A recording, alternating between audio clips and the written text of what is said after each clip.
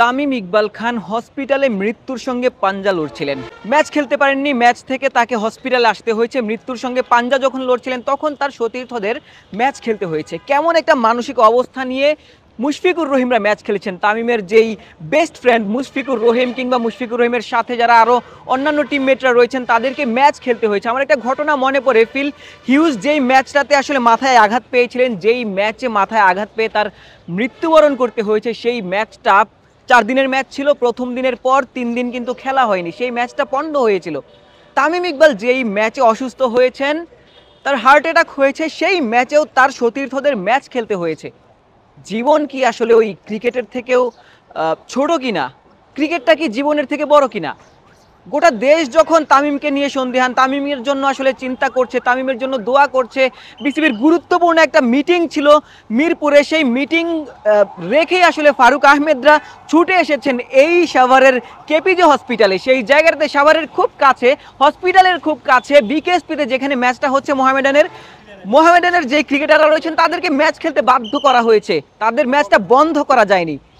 তামিম ইকবাল যেই ম্যাচে টস করেছেন সেই ম্যাচ তিনি খেলতে পারছেন না, তিনি মৃত্যুর সঙ্গে পাঞ্জা লড়ছিলেন। এই মুহূর্তে যদিও তার অবস্থাটা কিছুটা ভালো, যদিও আশঙ্কামুক্ত হননি তিনি, তবে তামিম ইকবাল খান হসপিটালে ভর্তি রয়েছেন।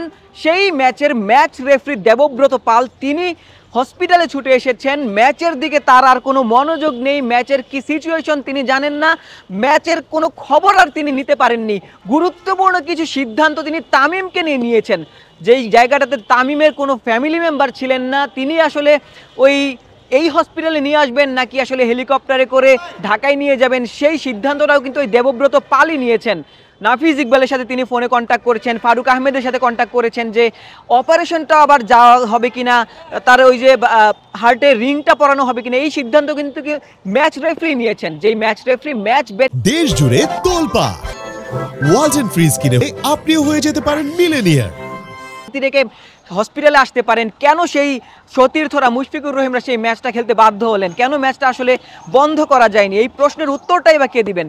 দেবব্রত পাল বলছিলেন যে আসলে তার আসলে কিছুই করার ছিল না, ম্যাচ চালিয়ে যেতে বাধ্য হয়েছেন তিনি, এবং তিনি আসলে ম্যাচ ছেড়ে হসপিটাল আসতে আসলে বাধ্য হয়েছেন। অনেক প্রশ্ন আসলে করতে বাধ্য হতে হয়। যেই ডিপিএলটা শুরু হয়েছিল, ডিপিএল শুরুর আগে তামিম ইকবাল বলছিলেন যে 6-7 ঘন্টার ম্যাচ রয়েছে বিকেএসপিতে, তার আগে 2-3 ঘন্টার একটা জার্নি করতে হয়, জ্যাম জট হয়, ম্যাচ শেষ হওয়ার আসলে 2-3 ঘন্টার জার্নিটা করতে হয়। এত ঝড় ঝাপটা পাড়ি দিয়ে তারা বিকেএসপিতে ম্যাচ খেলতে আসেন। ক্রিকেটারদের শারীরিক অবস্থা আসলে অবনতি হতে পারে, রোজা রেখে অনেকেই ক্রিকেটটা খেলে থাকেন। মুশফিকুর রহিম, মাহমুদুল্লাহ রিয়াদরা রোজা রেখে ক্রিকেটটা খেলে থাকেন। বিকেএসপিতে ম্যাচ আসলে তাদের খেলা আসলে কষ্টসাধ্য, এবং তারই একটি করুণ পরিণতি কিন্তু আজকে আমরা দেখতে পাচ্ছি। এই বিকেএসপিতে তামিম ইকবাল হার্ট অ্যাটাক করেছেন, তার বুকে ব্যথা হয়েছিল, এরপর তিনি হার্ট অ্যাটাক করেছেন। তার যেই কার্ডিওলজিস্ট, তার বুকে আসলে রিং পরানো হয়েছে, হার্টের রিং পরানো হয়েছে। এই মুহূর্তে তার আশঙ্কাজনক অবস্থায় তিনি অবশ্য নেই, খানিকটা সুস্থ রয়েছেন। দেশবাসীর কাছে ডাক্তাররা দোয়া চেয়েছিলেন, আমরা প্রত্যাশা করবো, আমরা দোয়া করব তামিম যেন দ্রুত সুস্থ হয়ে আমাদের মাঝে ফিরে আসেন। তবে এই যে তামিমের জন্য ম্যাচটা বন্ধ করা গেল না, বিকেএসপিতে ম্যাচ চলমান থাকবে কিনা ভবিষ্যতে, এই ব্যাপারগুলো নিয়ে কিন্তু আসলে ওই সিদ্ধান্তটা নেওয়ার সময় হয়ে গেছে। আশিক সারওয়ার, নিউজ 24।